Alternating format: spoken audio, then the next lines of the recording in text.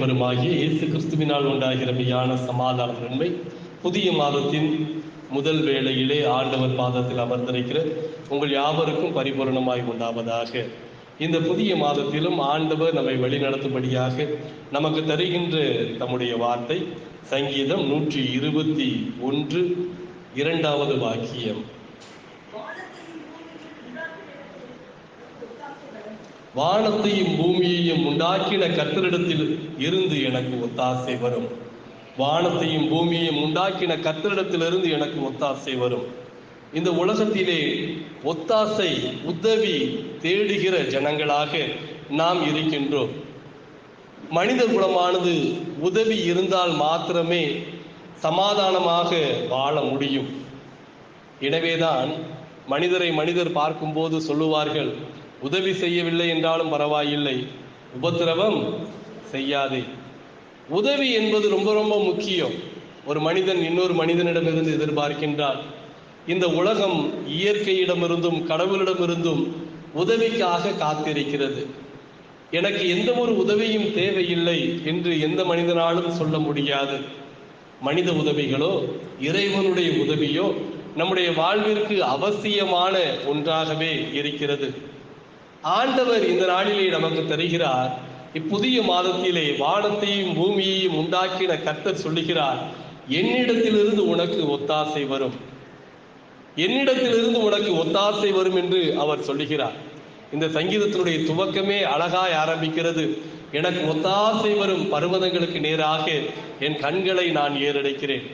எனக்கு ஒத்தாசை வர வேண்டுமென்றால், எனக்கு உதவி வர வேண்டுமென்றால் நான் செய்ய வேண்டிய ஒரே காரியம், ஒத்தாசை வரும் பர்வதங்களுக்கு நேராக என் கண்களை ஏறெடுக்க வேண்டும். நம்முடைய கண்கள் சரீரத்தினுடைய விளக்காய் இருக்கின்றது. ஒவ்வொரு சரீரத்திலும் கண்களே அதன் விளக்காய் இருக்கின்றது. நம்முடைய கண்களிலே கண்ணீர்கள் பொங்கி நிற்கும் போது, நம்முடைய கண்கள் கலங்கி இருக்கும் போது, நம்முடைய வாழ்க்கையில் காண்கின்ற காட்சிகள் எல்லாம் ஒரு பிளராக, ஒரு தூய்மையானதாக இல்லாமல், தெளிவானதாக இல்லாமல், கரைவடிந்ததாக காணப்படுகின்றது. எந்த ஒரு காட்சியையும் நம்மால் தூய்மையாக காண முடியாது. நம்முடைய கண்கள் இருளடைந்திருக்கும் போது, நம்முடைய கண்கள் கலங்கி நிற்கும் போது, நம்முடைய கண்கள் இருளடையாமல் கலங்கி நிற்காமல் இருக்க வேண்டுமென்றால் நம்முடைய கண்கள் ஒத்தாசை தரும் பர்வதங்களை நோக்கி பார்ப்பதாக இருக்க வேண்டும். வாழ்க்கையில் பிரச்சனைகள் வரும்போது கண் கலங்குகிறோம். ஆண்டவர் சொல்லுகிறார், உங்கள் கண்கள் கலங்க வேண்டியதில்லை, உங்கள் கண்கள் என்னை நோக்கி பார்த்தால் போதும் என்கின்றார். நம்மை கண்கலக செய்கின்ற காரியங்கள் நம்மை சூழ்ந்து இருந்தாலும், நம்மை படைத்த இறைவனை நோக்கி பார்க்கின்ற கண்கள் நமக்கு இருக்கும் போது, வானத்தையும் பூமியையும் உண்டாக்கின கர்த்தரிடத்திலிருந்து உங்களுக்கு பரிபூரணமான ஒத்தாசை உதவி கிடைக்கும் என்று திருமறை சொல்லுகிறது. இந்த மாதத்திலே நாம் செய்ய வேண்டியதெல்லாம், நாம் கண்களை கசக்கி கொண்டிருக்காமல் கண்களை தெளிவாக்கி இறைவனுக்கு நேராக்கி நம்முடைய வாழ்க்கையில் வருகின்ற எல்லா பிரச்சனைகளுக்கும் தீர்வை காணப்போகின்றோம். வானத்தையும் பூமியையும் படைத்த கர்த்தரிடத்திலிருந்து ஒரு மனிதனுக்கு ஒத்தாசை வர வேண்டும் என்றால், ஒத்தாசை வரும் பர்வதங்களுக்கு நேராக நம்முடைய கண்களானது நோக்கி பார்க்க வேண்டும்.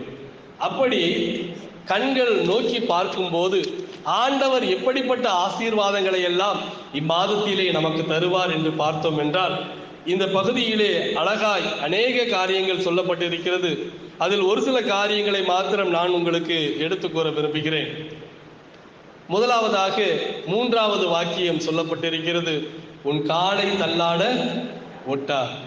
உன் காலை தள்ளாட ஒட்டார். நம்முடைய வாழ்க்கையிலே நாம் நடந்து செல்கின்ற பாதையில் இருக்கின்ற கரடு மேடுகள் நம்மை வீழ்ந்து விட செய்கின்றது.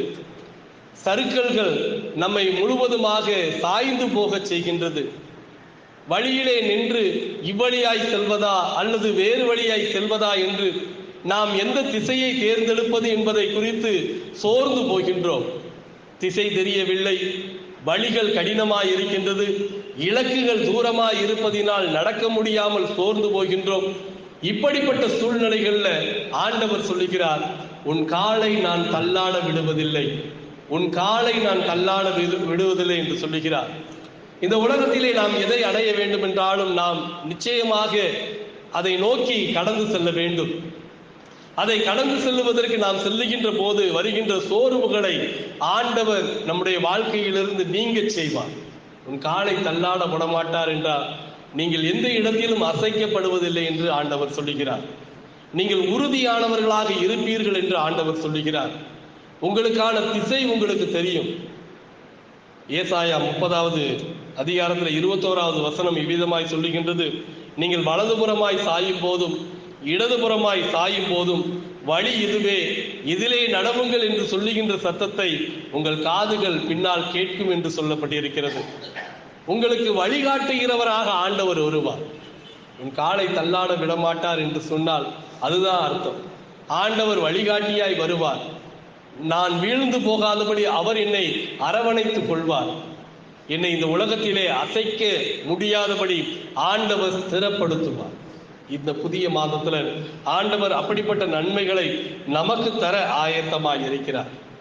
இரண்டாவதாக அவர் சொல்லுகிறார் 5வது வாக்கியத்திலே, கர்த்தர் உன் வலது பக்கத்திலே உனக்கு நிழலாய் இருக்கிறார். பொதுவாக வலது பக்கம் அல்லது வலது சாரி என்று சொன்னாலே அது பக்தி மார்க்கத்தின் அடையாளமாய் பார்க்கப்படுகிறது. இடது சாரிகள் என்றால் அவர்கள் வேறு இறை மறுப்பாளர்கள் என்றும், வலது சாரிகள் என்றால் இறைவனை ஏற்றுக்கொண்டவர்கள் பக்தி மார்க்கத்தார் என்றும் புரிந்து கொள்ளப்படுகிறது. வலது பக்கத்தின் நிழலாய் இருக்கிறார் என்றால் நான் புரிந்து கொண்ட ஒரு காரியம், ஆண்டவர் எனது பக்தி வாழ்க்கையை காப்பாற்றுவார். என்னுடைய பக்தி வாழ்க்கையை ஆண்டவர் காப்பாற்றுவார். பக்தி வாழ்க்கை என்பதுதான் தூய வாழ்க்கையினுடைய அடித்தளம், பரிசுத்த வாழ்க்கையினுடைய அடித்தளம். பக்தி இல்லாத ஒருவன் பரிசுத்தமாய் வாழ முடியாது. பக்தி இருக்கின்ற ஒருவனால் மாத்திரமே இறைவனை இன்னும் நெருங்கி சேர முடியும். ஆண்டவர் சொல்லுகிறார், நான் உனது வலது பக்கத்தின் நிழலாய் இருக்கிறேன், உன் பக்தி வாழ்க்கையை நான் பாதுகாப்பேன் என்று ஆண்டவர் சொல்லுகிறார். பக்தி வாழ்க்கையை நான் பாதுகாப்பேன். சகரியா நூலிலே 3வது அதிகாரத்துல சாத்தான் வலது பக்கத்துல வந்து நின்றுவான். சகரியாவுக்கு வருகின்ற ஒரு காட்சியில சாத்தான் வலது பக்கத்துல வந்து நின்றுவான். ஆனா வலது பக்கத்துல யார் இருக்கணும்? இறைவன் இருக்க வேண்டும். இறைவன் இருக்க வேண்டும். ஆனால் அந்த இடத்துல பாத்தீங்கன்னா சாத்தான் வந்து நின்றுவான். உடனே கர்த்தர் அந்த சாத்தானை கடிந்து கொள்வார். கர்த்தர் உம்மை கடிந்து கொள்வாராக என்று சொல்லி அடுத்த வாக்கியத்தில் சொல்லப்பட்டிருக்கும். அந்த சாத்தானை நீங்க செய்வார். நம்முடைய வலது பக்கத்துல இருக்க வேண்டியது இறைவன். அந்த இறைவனுடைய நிழல் நமக்கு எப்பொழுதுமே இறைவனின் துணை தேவை. நிழல் என்பது நம்மோடு கூட எப்பொழுதும் வந்து கொண்டே இருக்கிறது. நிழலை நாம் ஒருபோதும் பகைப்பதில்லை. நிழலை பகைக்கிறோமா? ஏன் என் பின்னாடியே வந்து கொண்டிருக்கிறது என்று சொல்லி பகைக்கிறோமா? அல்லது இது மட்டும் ஏன் கருப்பா இருக்குது என்று சொல்லி அதன் மேல கோபம் கொள்றோமா? அப்படி இல்லை. நிழலை நாம் ஏற்றுக்கொள்கிறோம். ஆண்டவர் சொல்றாரு, நான் உன் வலது பக்கத்தின் நிழலாய் இருப்பேன், உன்னை விட்டு அகன்று போக மாட்டேன், உன்னோட கூடவே நான் இருப்பேன் அப்படின்னு ஆண்டவர் சொல்றாரு. அவர் நம்முடைய பக்தி வாழ்க்கையை காப்பாற்றுவார். இந்த மாதம் முழுவதும் இறைவனது அனுசரணை, இறைவனது பிரசன்னம் நம்மோடு கூட இருக்கும் என்று அவர் எடுத்து கூறுகிறார். மூன்றாவதாக அவர் சொல்லுகின்ற ஒரு அழகான வாக்கியம் 7வது வாக்கியத்துல, அவர் உன் ஆத்துமாவை காப்பார். கர்த்தர் உன் ஆத்துமாவை காப்பார். நம்முடைய ஆத்துமா ஆண்டவருடைய பார்வையில் அருமையானதா இருக்கிறது. இந்த ஆத்துமா பாதுகாக்கப்பட வேண்டும். மனுஷன் உலகம் முழுவதையும் ஆதாயமாக்கி கொண்டாலும் தன்னுடைய ஆத்துமாவை நஷ்டப்படுத்தினால் அவனுக்கு லாபம் என்ன என்று திருமறை சொல்லுகிறது. உலகம் முழுவதையும் ஆதாயப்படுத்தி கொண்டாலும் ஆத்துமாவை நஷ்டப்படுத்தினால் ஒன்றுமே இல்லை. ஆத்தும மீட்பு, ஆன்ம மீட்பு என்பது கர்த்தருடைய பார்வையில் அருமையானதாக இருக்கின்றது. ஆண்டவர் சொல்லுகிறார், நான் உன் ஆத்துமாவையும் பாதுகாப்பேன். சரீர பிரகாரமான பாதுகாப்பு மாட்டு கிடையாது, நம்முடைய உள்ளமும் பாதுகாக்கப்படும். நம்ம நிறைய நேரத்தில் உள்ளத்திலே சோர்ந்து போகின்றோம், நம்முடைய ஆத்துமா சோர்வடைகின்றது. இப்பொழுதும் நான் என்ன செய்வேன் என்று இயேசு கிறிஸ்துவே கதறுகிறார். இப்பொழுதும் நான் என்ன செய்வேன்? துன்புறுத்துகிறவன் மிக அருகிலே வந்து விட்டானே. ஒரு பெரிய சோதனை களத்தை நோக்கி ஆண்டவர் செல்லும் போது அவருடைய ஆத்துமா மிகுந்த சோர்வடைகின்றது. நம்முடைய வாழ்க்கையிலையும் சோதனை களங்கள் இருக்கலாம். ஆண்டவர் சொல்றாரு, நான் உன் ஆத்துமாவை காப்பேன், நான் உன் ஆத்துமாவை விட்டுவிட மாட்டேன். நான் அதை முழுவதுமாக பாதுகாப்பேன். அது சோர்ந்து போகும்படி செய்ய மாட்டேன். அதை நான் உற்சாகப்படுத்துவேன். உற்சாக ஆவியினை தாங்கும்படி செய்யும் என்று சங்கீதக்காரன் கூறுகிறாரே, ஆத்துமாவை ஆண்டவர் உற்சாகப்படுத்துகிறவராய் இருக்கின்றார். நேற்றைய தினம் சங்கீதம் 33 நாங்கள் தியானித்தோம். அந்த சங்கீதம் 33 கூட நம்முடைய ஆத்துமாக்களை ஆண்டவர் பாதுகாக்கிறார், நம்முடைய ஆத்துமாவை பாதுகாக்கும்படியாக அவர் இருக்கிறார் என்று சொல்லப்பட்டிருக்கிறது. அப்போ ஆண்டவர் நம்முடைய ஆத்துமாவிற்கும் ஒரு காவலராக இந்த மாதத்திலே இருப்பேன் என்று சொல்லுகிறார். நம்முடைய சரீரத்திற்கு மாத்திரம் கிடையாது, நம்முடைய ஆத்துமாவிற்கும் அவர் காவலராகவே இருப்பார். வலது பக்கத்தில் நிழலாய் இருக்கும் போது ஆண்டவர் நம்முடைய சரீரத்திற்கும் காவலாளியாக இருக்கிறார். பகலிலே வெயிலாகிலும் இரவிலே நிலவாகிலும் எதுவும் நம்மை சேதப்படுத்தாதபடி அவர் பாதுகாக்கிறார். இப்பொழுது நிழலோ வெயிலோ படாத நம்முடைய ஆத்துமாவையும் ஆண்டவர் பாதுகாப்பேன் என்று சொல்லுகிறார். நம்முடைய ஆத்துமாவின் மீது எத்தனை பேர் அக்கறை கொண்டவர்களாக இருக்கிறோம்? என் ஆத்துமாவே கர்த்தரை ஸ்தோத்தரி என்று திருமறை சொல்லுகிறது. ஆத்துமா கலங்கி நிற்கும் போது என் ஆத்துமாவே எனக்குள் ஏன் தியங்குகிறாய், ஏன் கலங்குகிறாய், தேவனை நோக்கி காத்திரு என்று சங்கீதக்காரன் கூறுகிறார். அப்போ அந்த ஆத்துமா, தேவனுக்கு பிரியமான அந்த ஆத்துமா தேவனால் பாதுகாக்கப்படும். இறுதியாக 8வது வாக்கியம் சொல்லப்பட்டிருக்கிறது, கர்த்தர் உன் போக்கையும் உன் வரத்தையும் இது முதற்கொண்டு என்றென்றைக்கு காப்பார். கர்த்தர் உன்னுடைய அன்றாடக பணிகளை காப்பார். அன்றாடக பணிகளை ஆண்டவர் காப்பார். உன் போக்கையும் வரத்தையும் அப்படின்னா எதற்காக நாம் போக்குவரத்தை வைத்துக் கொள்கிறோம்? எதற்கு போக்குவரத்து? எல்லாமே நம்முடைய தேவைகளுக்காக, உழைப்பதற்காக, நம்முடைய பணிகளை நிறைவேற்றுவதற்காகத்தான் போக்குவரத்து எல்லாமே இருக்கிறது. திருமறை சொல்லுகின்றது, நான் உன்னுடைய அன்றாடக பணிகளை காப்பேன். உன் கரங்களின் கிரியைகளை கர்த்தர் உறுதிப்படுத்துவார்.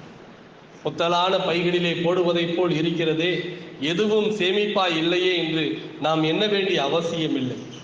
ஆண்டவர் உன் போக்கையும் வரத்தையும் இது முதற்கொண்டு என்றென்றைக்கும் பாதுகாப்பார். இனி நம்முடைய வாழ்க்கையில இந்த மாதம் மட்டும் கிடையாது, இனி வருகின்ற எல்லா நாட்களிலும் தேவன் நம்மை நம்முடைய எல்லா பணிகளிலும் நம்மோடு கூட இருந்து நம்மை பாதுகாப்பார்.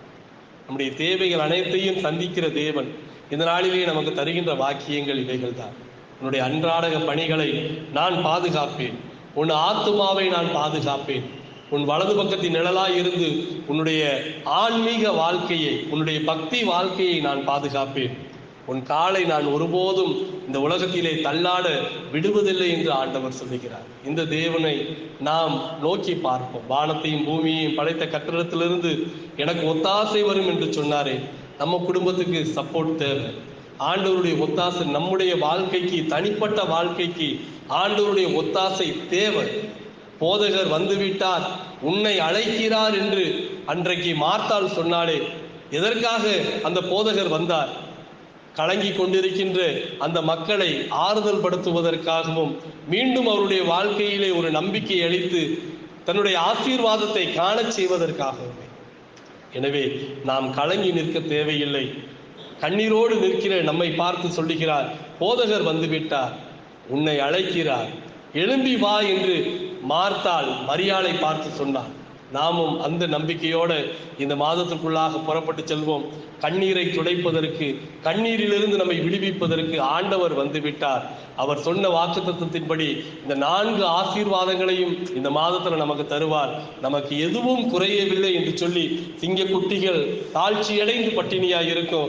கர்த்தரை தேடுகிற எங்கள் ஒவ்வொருவருக்கும் எதுவுமே குறைந்து போகவில்லை என்று நீங்கள் எல்லாரும் மகிழ்ந்திருக்கத்தக்கதாக கர்த்தர் உங்களை ஆசீர்வதிப்பாராக. கர்த்தருடைய நாமம் மாத்திரமே மகிமைப்படுவதாக. ஆமென்.